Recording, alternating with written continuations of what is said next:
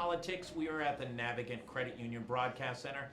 Josh Fenton is in for Kate Nagel, who is on assignment breaking a big story. Better be a big story. Baking, breaking, whatever it takes. Spencer Sullivan's here, top DC consultant, analyst, smart guy. You're on DC TV all the time, I see you.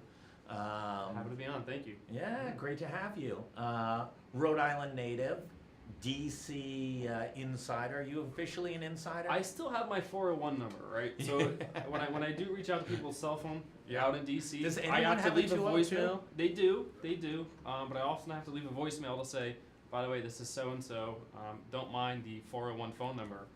So as long as I obtain the 401 phone number, I still feel like I'm from Rhode Island. But I gotta tell you, I don't ever see of DC power players anybody have a 202 number because they got their phone somewhere else. And then you get tagged as a DC insider. Yeah, which that's is, right. in this No, really, I'm from good. Montana.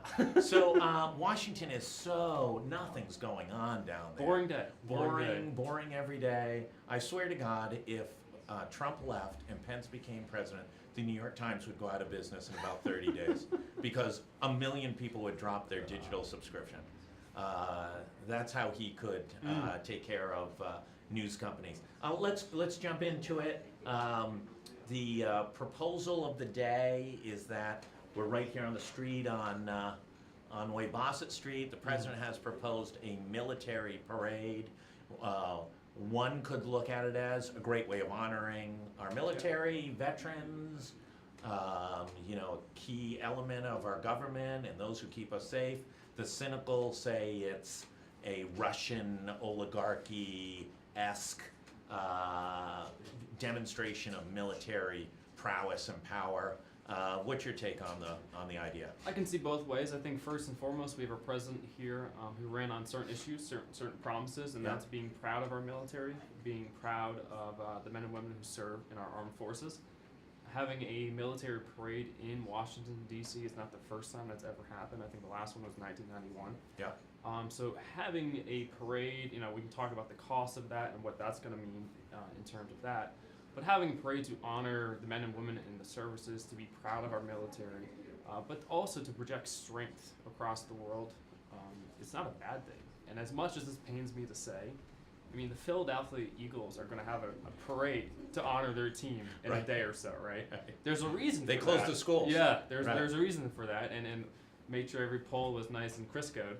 But the parades do serve a purpose. Parades do serve a purpose of being proudful of the men and women, honoring the men and women in our country who do who have. So you're not quite as cynical. I'm not quite as cynical. Okay. I'm very for honoring any chance we can get. I think the men and women in our military deserve to be honored, deserve to be recognized, but also to project the strength to our allies, to our enemies, and to let them know that we're not going to stand down. Well, the French have military parades, and the British have military parades.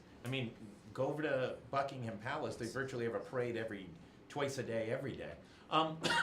Let's jump over to some of the other issues. Do we have a budget? We do. We have. I think before just coming on, with the Senate agreed to terms of a budget.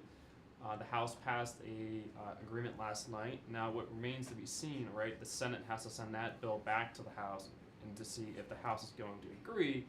What we're going to see here, though, is with the increased discretionary spending, non-military spending, but also with the increased military spending, is Speaker of the House Paul Ryan going to have any problems getting the Freedom Caucus, which can be a pain in the butt, to pass this legislation? Now with the Freedom Caucus, Freedom Caucus used to be the Tea Party. Yes. Now they've upgraded their name. They've new branding done. Rebranding. Right. It's Exxon, not SO. So if Paul Ryan loses too many Republican votes, then he's going to have to negotiate with Nancy Pelosi, and Nancy Pelosi is in the position where she wants the same promise from Paul Ryan that Mitch McConnell gave to Chuck Schumer regarding Dreamers and DACA, right? So we'll see how that unfolds in the next 24 hours or so. But I think what you've really seen here, Josh, is both parties wary of these stopgap measures. They're both wary of having another government shutdown. They're both wary and understanding the handcuffs it puts on the military, but also politically speaking, what it does to hurt their chances in the midterms. We were able to sign off on a budget, stop the stopgap procedures. This budget will pass will actually increase the debt limit past the midterms, right? Oh, so this is going to cover the debt ceiling issue as well that was Correct. coming up in So a couple months. we will, if this does pass, that will cover that, and that will allow both parties to kind of retreat in their corners, Yeah. head into Fundraise like midterms, crazy. yes, and focus on the issues they want to focus on. Does anybody really want to solve DACA? Or is it just a great political football for both parties to be able to leverage? I try not to be a cynic. I Yeah. want to be a believer. And I want to believe that our elected officials want to solve this issue. This is issues for so many dreamers who came to this country. I do think it's a political football at this point, but I also do think it's a winning issue for both parties if done right. I mean, if the Republicans can show that they can govern, if the Republicans can show that they can reach out and expand the party, even better. Well, there's 690,000 registered dreamers, correct? Is Yes. that the number? And President Trump keeps saying that his proposal would cover 1.8, a great expansion of this. Is that correct in what he is proposing? And second of all, couldn't that be a massive win and get the Republicans back in the game, at least incrementally, with Latino voters as being one example of the dreamers? They're not all Latinos, but would get them at least to kind of get a fresh start after all the negativism of the past 2 years under Trump. Yeah, it's definitely not going to hurt. If we can just, you can show that we can govern. If we can go back to, I guess we're going to coin this term, compassionate conservatism. I think show George Herbert, George W. had that term, right? Yeah. And use that moving forward and show that we can expand the party, expand the Republican base, continue to reach out to voters of all backgrounds, of all races, of all demographics, of all levels of income. It's only going to help grow the Republican Party. But what it comes down to, again, is just making sure, but also understanding the little leverage that the Democrats have. I mean, we saw in the shutdown.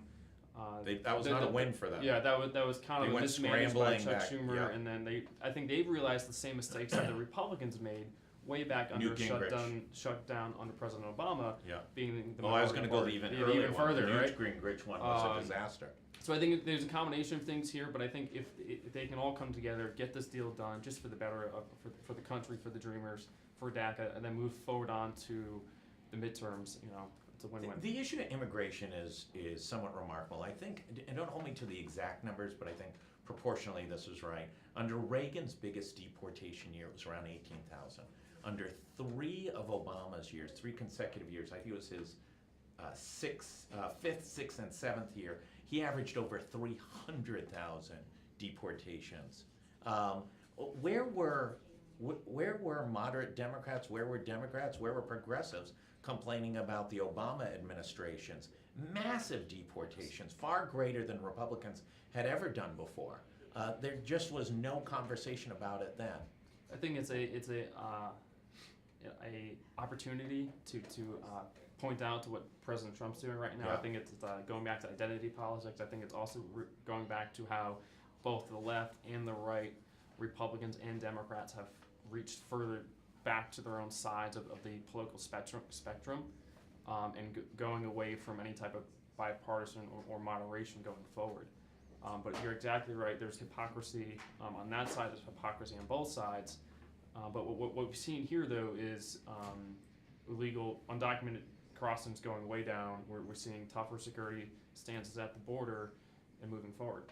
These iconic episodes, Sunday night, I believe, after the Super Bowl, there was a case in which a Uber driver and a member of the Indianapolis Colts were hit from behind by a drunk driver who allegedly is an undocumented. He's twice been deported. He had 3 times the legal. And the president and others were immediate to seize upon it and jump on it. That's not particularly helpful to the national discussion about this. Is this the level of decay we're just going to be in and wallow in? Is it going to carry through the midterms? Is it going to are we just always going to go one step lower? That one seems Willie Horton-esque. Yeah, I will say the president's not going to step down from a challenge. The president's has used strong language in the past. Will continue to use strong language. It's the current state of politics. Yeah. Do we wish it's the current state of politics? No, but it's where we are. Can we have a national discourse to move things forward? We hope. But I think one of these things here is the technology allows us to have this instant conversation. The technology allows us to point out this unfortunate accident that happened in Indy, not so long ago. So that's a point of it as well. It's just a question of how is this being used as a political football in the midterms, or even moving forward. Let's go to the midterms. Yeah. Democrats think they're going to seize the House with a massive number, and historically, at the midterms, the party not in power always seems to do pretty well, especially on the House side. There's usually 40 seats that flip one way or the other. What's your we won't hold it to you throughout the entire season. We won't post it in Vegas. Well, I appreciate that. Yeah, give you 6.5 points. But what's your prognostication right here, right now, February 7th, 2018, on where? Let's start with the House, where the midterms are going to go. So we're about 8.5 months away from the midterms, and that's a lifetime in Many politics. lifetimes, As you mentioned, yes. on the beginning of the year, we saw. I go back to a lot of consultants go back to what's called the generic ballot, right? Yeah. Do you prefer a Republican-controlled Congress or a Democrat-controlled Congress? Traditionally, the Democrats have a 4 to 5 point generic advantage on that, right? Usually, in a wave year, the Democrats will get up to a 10 point, 11 point, 12 point advantage on that. In the beginning of this year, it was at 13.5 points of Democratic right? advantage, right? Scary, real clear politics, scary, has a lot of Republicans concerned moving forward, but also with the traditional aspects of being a party in power, the midterm year is often against you, benefiting the party out of power, which would be the Democrats in this cycle. But what we have seen recently, and maybe it's the tax reform bill, maybe it's the State of the Union, maybe it's the ability of the president for a week or so to really not step on his own feet. It might have been a record, right? It might have been 7 consecutive days. Folks in the White House must hope for flu season to hit the building, things like that. We've seen the generic ballot go down to 6.5 percentage points, Democrat favored. Yeah. Which sounds like a lot, but it's not. And in 2016, where the Republicans still controlled the House, got the Senate, that's where it was about. So if their generic ballot stays around 5 to 8 percentage points Democratic favored, I would say a lot of Republicans are going to be more happy with that, comfortable with that, but also understanding the headwinds are still against the Republicans going into the year, and this can swing at any tweet, at any email, at any press conference. And it's going to vary district by district, and the approach down ballot for all these House congressional races is going to vary district by district. How popular is the president, right? How popular or unpopular is Nancy Pelosi in this district? And can neither one of them are exactly breaking world records. Let me jump over, tied to this on the midterms and on the House.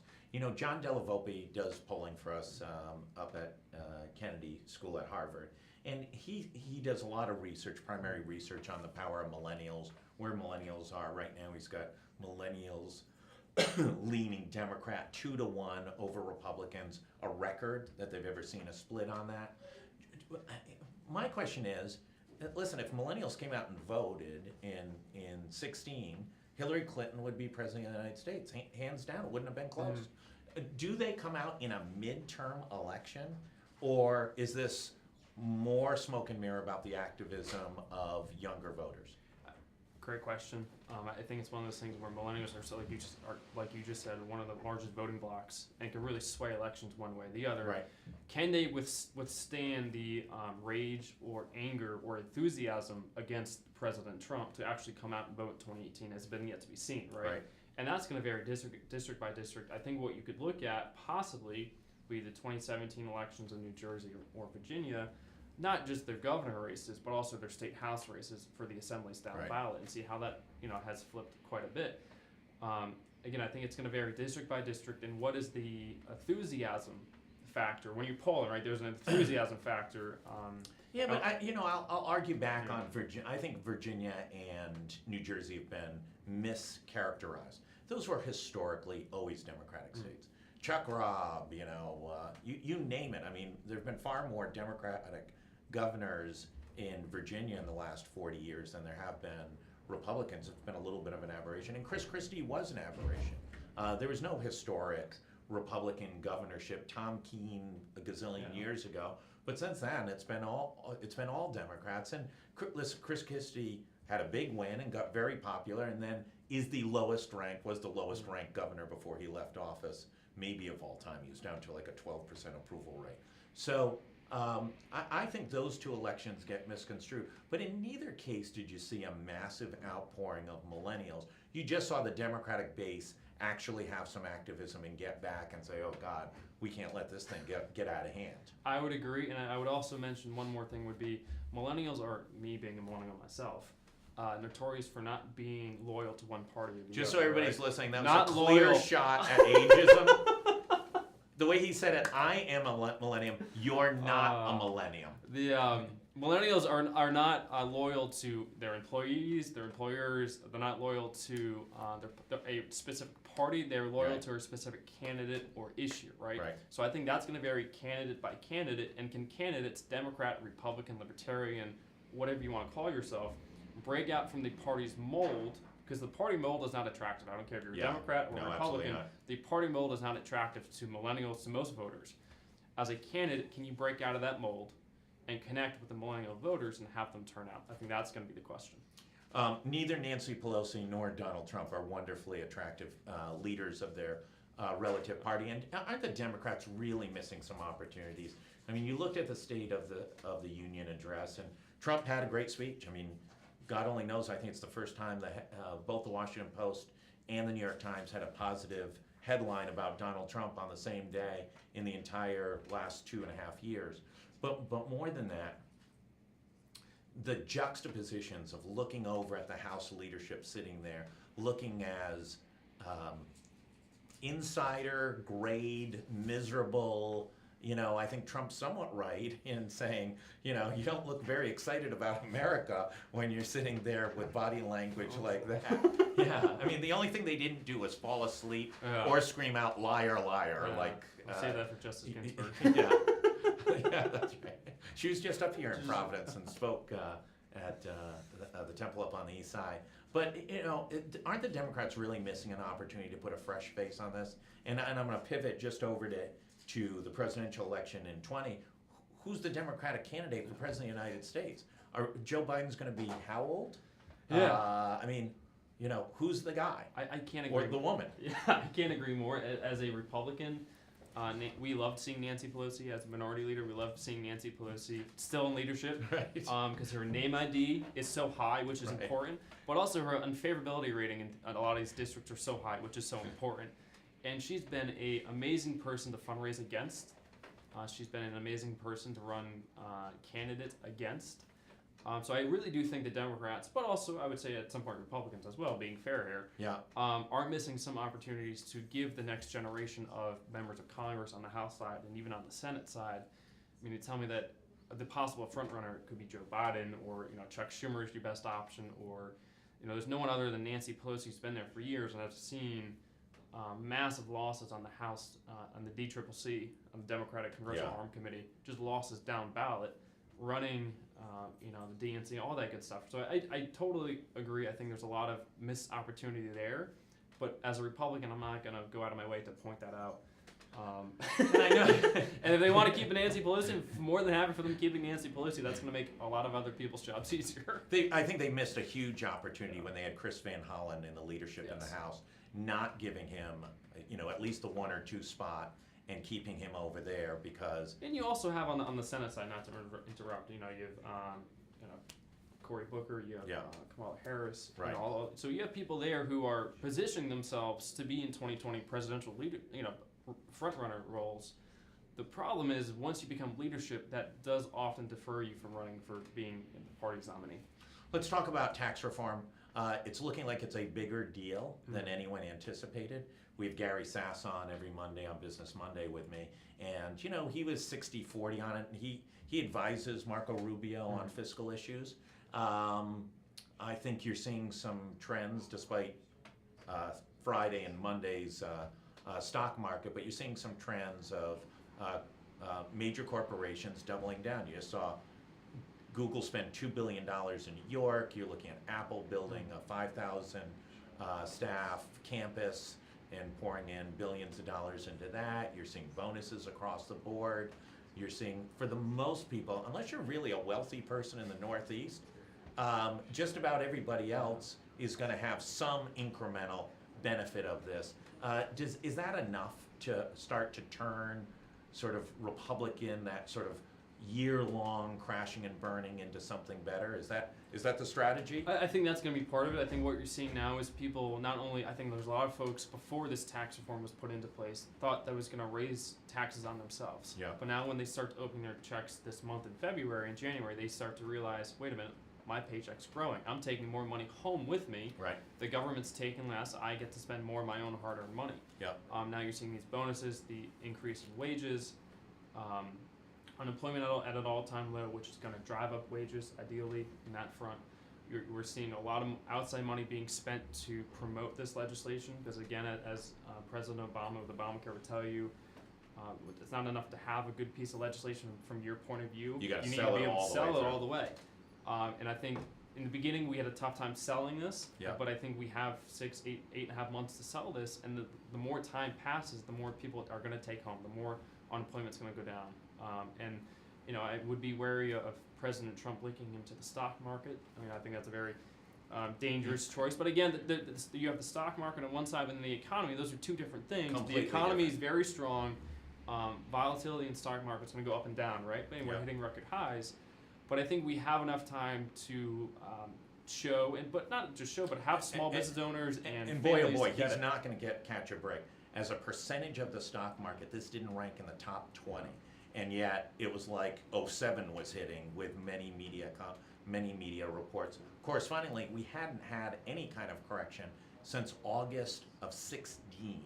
That's in the market. I think fell about 900 points in 2 or 3 days, but the market was at 1,600. It wasn't at 25,000. I mean, it was at 16,000, not 25,000. So the 1,100 doesn't feel good. For super rich guys like you, that's real money. I mean, what'd you lose in your portfolio? Like $2-3 million when the market swings 1,100 I points? think what else we're also seeing here, though, is years ago we had all these pensions short funded. Yeah, We're not that's right. seeing that anymore, right? I mean, we're seeing these pensions being funded Except because for in Rhode Island, and where they're all short funded. We've got that down to it. If there's one thing we're good at in Rhode Island, is short funding our municipal and Yeah. state. Yeah. Let's go to Rhode Island. I know it's not your. I mean, listen, you're from here. You know the play. You've worked on some campaigns here. What is this race looking for in Rhode Island coming up? And let's talk governor's race. You keep an eye on it. A couple non-surprises. Gina Raimondo raised $570,000 for the fourth quarter. Not a surprise. Coming from New York or New York, California, the Katzenbergs, you name it. If you're fabulously wealthy and beautiful, you love Gina Raimondo. Alan Fung raised a decent, credible 175. Patricia Morgan, who in the third quarter had put together about $100,000, dropped down to $29,000. And then looming out there is Lincoln Chafee, who has access to as much money as one could ever need, literally as much money ever need. What's your take on it? And same thing, this is not going up on the Vegas board. We're not going to give you any points or take any points, but what's your handicapping on this race? I think it's tough. I think obviously any Republican or independent is going to probably be underfunded compared to Governor Raimondo. Right. It's a question: can Governor Raimondo delay any blunders or stop any blunders coming forward, and try to sell what she's been going on in that front? I mean, she is stuck. Della Volpe's poll, Morning Consult came out with their quarterly on the governor's races. She is stuck. Private polls that we've seen, she's stuck in the 38 to 42% approval rates, and that's pretty rock solid. She won the Democratic primary 3 years ago at 40%. She won the general at 42%. And I think, correct me if I'm wrong, but I don't think she's moved a long way since that first bite at the apple. Yeah, it's going to be interesting to see. I think, again, it comes down to the environment, not only the statewide environment, but the national environment when that comes down. And, Fung did get relatively close last time. Can he come back up and fundraise?